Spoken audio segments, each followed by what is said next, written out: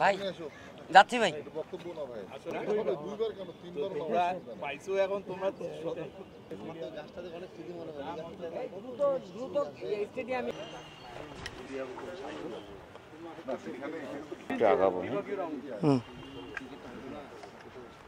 সুমনের ভাইরা আসছিল হ্যাঁ হ্যাঁ আপনরা আসছিল ইনডোরে ঢুকবেন না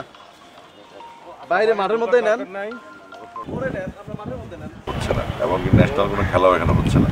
তো সেক্ষেত্রে এত সুন্দর একটা মাঠ ফেলে রাখার কোনো মানে হয় না আমরা জাস্ট চেক করবো যে আমরা এনএসসির সাথে কথা বলবো যেহেতু 4টা স্টেডিয়ামের মধ্যে নীলফামারী স্টেডিয়াম একটা ডেডিকেটেড ফুটবল তো আমরা চাইবো এখানে তাদের ইয়ার ক্যালেন্ডারটা কি ঢাকা ফুটবল অ্যাসোসিয়েশন যারা ক্লাবগুলো খেলে তাদের শিডিউলটা কি এবং সেটার সাথে আমরা যেহেতু এখন আমাদের বিসিবির সাথে বাহুফল একটা বিরাট বিরুদ্ধতা আছে সারা বাংলাদেশে একটাই সমস্যা এই 64 জেলায় যেগুলো বেশি পুরনো ডিস্ট্রিক্ট সেখানে আপনার অ্যাফিলিয়েটেড টিম থাকে যারা 1947-এর পর থেকে তারা নিবন্ধিত এবং তারা কখনো কোয়ালিফাইং রাউন্ড করে না সেকেন্ড ডিভিশন করে না মিডল্যান্ডস প্রিমিয়ার যে প্লেয়ার মানে টিম উঠবে অমন হবে এই সিস্টেমটা শুধু ঢাকায় আর চিটাগং ছাড়া কোথাও আছে বলে আমার মনে হয় তো সেক্ষেত্রে আমরা যদি কোয়ালিফাইং স্টার্ট করতে পারি কোয়ালিফাইং থেকে যে অ্যাফিলিয়েট টিমগুলো তাদের জন্য একটা চ্যালেঞ্জ হয়ে যাবে কারণ অ্যাফিলিয়েট টিমগুলো তারা খেললে না খেলে না গেলেও তাদের ইচ্ছের উপর ডিপেন্ড করে কিন্তু আমাদের একটা বাধ্যবাধক আনতে হবে যে তারা ম্যাচ খেলে পাশাপাশি নতুন সংগঠন তৈরি করতে হবে যারা ইনভেস্ট করবে যারা নতুন ক্লাব তৈরি করবে কোয়ালিফাইয়ের উপর রাউন্ডে যাবে এভাবে যদি না হয় তাহলে আঞ্চলিক পর্যায়ে প্লেয়ার তৈরি হবে না আর অ্যাফিলিয়েটেড টিম তারা একটা বাজেট পায় পিসিবি থেকে বা ক্রীড়া সংস্থা থেকে এনএসসি থেকে তো সেই বাজেটটা প্রপারলি ইউজ হয় বলে মনে হয় না এবং সেই বাজেটটা সাফিসিয়েন্ট সেটাও আমার মনে হয় না তো সেক্ষেত্রে আমরা যদি একটা হাব তৈরি করতে পারি যে আমরা পিসিবির লিগ টুর্নামেন্টগুলো যেগুলো এজ লেভেলের আছে বা ন্যাশনাল টুর্নামেন্ট বা ওয়াইসিএল যেগুলো আছে বা ইভেন তো আমাদের ক্লাব ক্রিকেটও যদি ধরতে পারেন আপনি সৈয়দপুর এয়ারপোর্ট এখানে কাছে আছে এখানে ডরমিটরি সিস্টেম আছে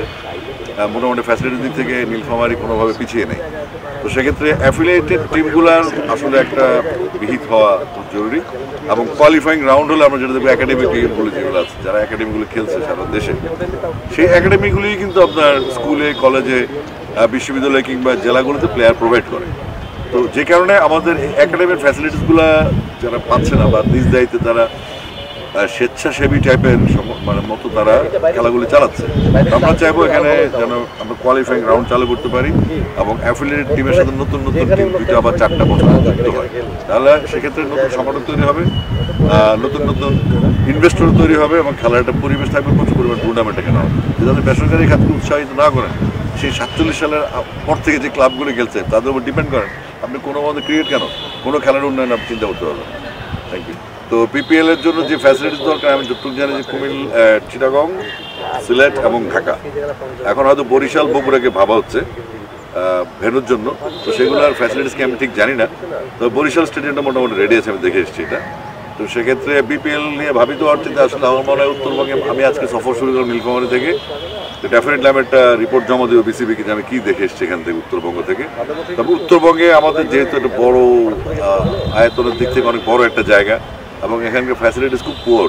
তবে এখানকার প্লেয়ারদের সুযোগ সুবিধা বা আপনার মাঠের গ্রাউন্ড স্ট্র্যাটেজি কিংবা লজিস্টিক্সের জটিলতাগুলি আছে এটা আমাদের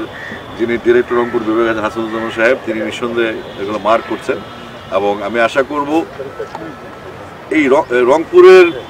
আমার স্পেশালি ট্যুরটা আসা একটা কারণ রংপুরের ক্রিকেটটা রংপুর বিভাগের ক্রিকেটটা কীভাবে আমরা অনেক বড় জায়গায় নিয়ে যাবো এবং রংপুর থেকে প্লেয়ার প্রডিউস করে আমরা ঢাকার সাথে যেন একটা সুন্দর কানেক্টিভিটি নিয়ে আসতে পারি এবং প্লেয়ার উৎপাদনের জন্য যে পরিমাণ সুযোগ সুবিধা এখানে দেওয়া দরকার মাঠ খোঁজা দরকার লজিস্টিক সাপোর্ট দরকার ফ্যাসিলিটিস দরকার ইনডোর ফ্যাসিলিটিস দরকার বা নেট গ্রাউন্ড ফ্যাসিলিটি যেগুলো প্রয়োজন সেগুলো আমরা বিসিবি সমন্বিতভাবে আমরা কাজ করছি একদল ইয়াং ডাইরেক্টর আছেন এখানে যারা বাংলায় এসে কাজ করতে চান এটা গেম ডেভেলপমেন্ট হোক ফ্যাসিলিটিস হোক লজিস্টিক হোক যেমন আমরা মনে করেন ইনডোর ফ্যাসিলিটিস হচ্ছে সারা বাংলাদেশের স্পেশাল কিছু ডিস্ট্রিক্টে যেন বাচ্চারা সারা বছর ইনডোরে প্র্যাকটিস করতে পারে তো সেগুলো সম্ভবত আমরা যাচাই করছি এবং সেটার আলোকে আমরা কাজ শুরু করব। আর বিপিএল এর ইস্যুটা আছে সেটা একটু বড় ব্যাপার, কারণ এখানে ইনভেস্টমেন্টের ইস্যু আছে, হোটেল ফ্যাসিলিটিসের ইস্যু আছে, ইন্টারন্যাশনাল মান থাকতে হবে, সেটার জন্য আলাদা কমিটি আছে। তারপর আমি এজ লেভেল চেয়ারম্যান হিসেবে আসছি এবং পাশাপাশি আমার সাথে যারা কাজ করছেন তাদেরকে আমি এটা ইনফর্ম করবো এবং এই রংপুর সফর পরে আমি বোর্ড মিটিংয়ে পুরো ব্যাপারটা নিয়ে কথা বলবো যে আমি কি দেখে আসলাম। দেখে এটা ওনারা মাঠের মালিক, ওনারা মাঠ বরাদ্দ দেন, আর আমাদের কাজ হচ্ছে টুর্নামেন্ট চালানো। সেক্ষেত্রে আমরা সৈয়দপুর স্টেডিয়ামে গেলাম, একটু আগে গেলাম, যেখানে গ্যালারি নেই কিন্তু মাঠ আছে। তো এজ লেভেলের জন্য 55-60 ইয়ার্সের যে মাঠটা প্রয়োজন সেটা কিন্তু আছে। আপনাদের সাপোজ নীলফামারীতে 5টা উপজেলা আছে, 5টা উপজেলা কিন্তু অনেক 6টার মধ্যে একটা সাপোজ বললাম একটা মিনি স্টেডিয়াম থাকে ওখানে বা মাঠ থাকে। তো আমরা চেষ্টা করবো ওই যে বললাম সিনথেটিক টার্ফ আসছে, ওই মাঠগুলোকে সচল করার জন্য, যেহেতু আমাদের সম্পদ সীমিত, বারবার আমি একটা কথা বলছি, ফুটবল ক্রিকেট সব খেলেই হবে। তো সেক্ষেত্রে আমরা আপনারা যারা এখানে সার্চিংয়ে আছেন, জেলা ক্রীড়া সংস্থায় আছেন, ক্রিকেট সংস্থায় আছেন, সার্চিংয়ে থাকতে হবে যে এই মাঠটা কাজে লাগানো যায়, এটা আমাদের নোটিস করলে আমরা সেখানে টুর্নামেন্টের জন্য উপযোগী করে দেবো মাঠটা। এবং টুর্নামেন্ট যখন হবে তখন দেখবেন যে আপনার একটা জোয়ার তৈরি হবে, বাচ্চারা আসবে, বাচ্চার গার্ডিয়ানরা আসবে, স্কুলের বাচ্চারা আসবে। আমাদের যে মূল সমস্যা এজ লেভেলে সেটা হচ্ছে একটা সময় আসে তারা খেলাধুলোটা করে না, তারা ক্যারিয়ার দিয়ে চলে যাবে, সুইচ করে 19 বছর পর্যন্ত খেলে, তারপর ম্যাচ থাকে না, বা সারা বছর হচ্ছে 2-3 ম্যাচ খেলার জন্য সারা বছর প্র্যাকটিস করে সে উৎসাহ হারিয়ে ফেলে। তো আমরা চাচ্ছি বাচ্চাদেরকে যেন অন্তত 8 মাস মাঠের ম্যাচের মধ্যে রাখা যায়, অ্যাটলিস্ট 15-20টা ম্যাচ যদি ওরা খেলে তাহলে তাদের ইন্টারেস্ট থাকবে। সেখান থেকে আমাদের ভ্রূণ হত্যা হবে না। বাচ্চা প্লেয়াররা যারা অনেক বড় হতে চায়, বাংলাদেশ দলে সার্ভিস দিতে চায়, খেলতে চায়, তারা ডিমোরালাইজড হবে না। তো সেটার জন্য আমরা কাজ করছি, জন্য আপনাদেরকে হেল্প করতে হবে। এবং আপনারা গণমাধ্যম কর্মী যারা যে এলাকায় আছেন সে এলাকার ক্রিকেটটাকে খেলাধুলাকে ফোকাস করবেন, তাহলে হবে কি মানুষ জানবে যে এখানেও খেলাধুলা হয়। সব তো ঢাকা কেন্দ্রিক। তো আমাদের ক্রিকেট পূর্বের মানে আমাদের ক্রিকেট বসের মূল কথা হচ্ছে আমরা ঢাকার বাইরে ক্রিকেট ছড়িয়ে দিব, ঢাকার বাইরে আমরা ক্রিকেট নিয়ে যাবো, সেই লক্ষ্যে আমাদের এই ভিজিট চলছে। Thank you. আমার মনে হয় আপনারা এই সময় না ঢুকে সৈয়দপুরে নীলফামারীতে কী উন্নতি হবে সেটা নিয়ে ভাবা উচিত। হ্যাঁ, আপনি যদি ওয়েস্ট ইন্ডিজে খবর নেন সৈয়দপুরে বসে থাকলে হবে না। তো বেটার হচ্ছে আপনারা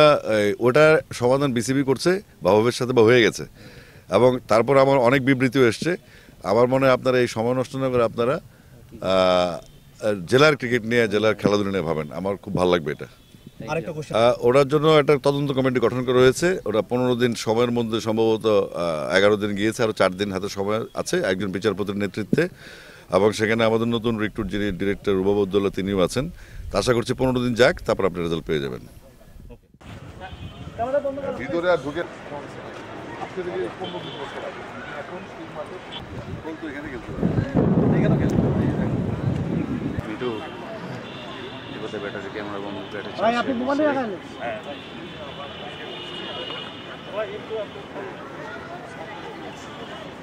এটা হচ্ছে পৌর রশিদ ভাই পুরো ঢুকে গেছে। ঘুরে ঘুরে গেছে।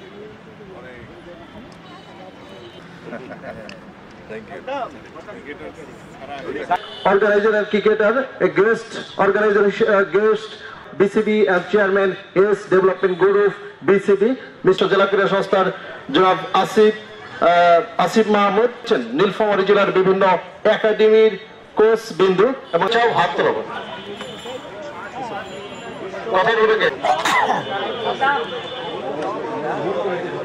মাঠের মাঝখানে একটা পাবলিক টয়লেটের মতো, যে টয়লেটটা কোনো কাজে আসে, এই ওয়াকওয়েটাকে যদি আমরা মাঠের হাটে নীলফামারীর লোকের সবাই সুকিসাই দিয়ে ওই ওয়াকওয়েটা করে দিয়ে এই মাঠটাকে যদি প্রশস্ত করতে পারতাম তাহলে ইয়াং ক্রিকেটার্স উপস্থিত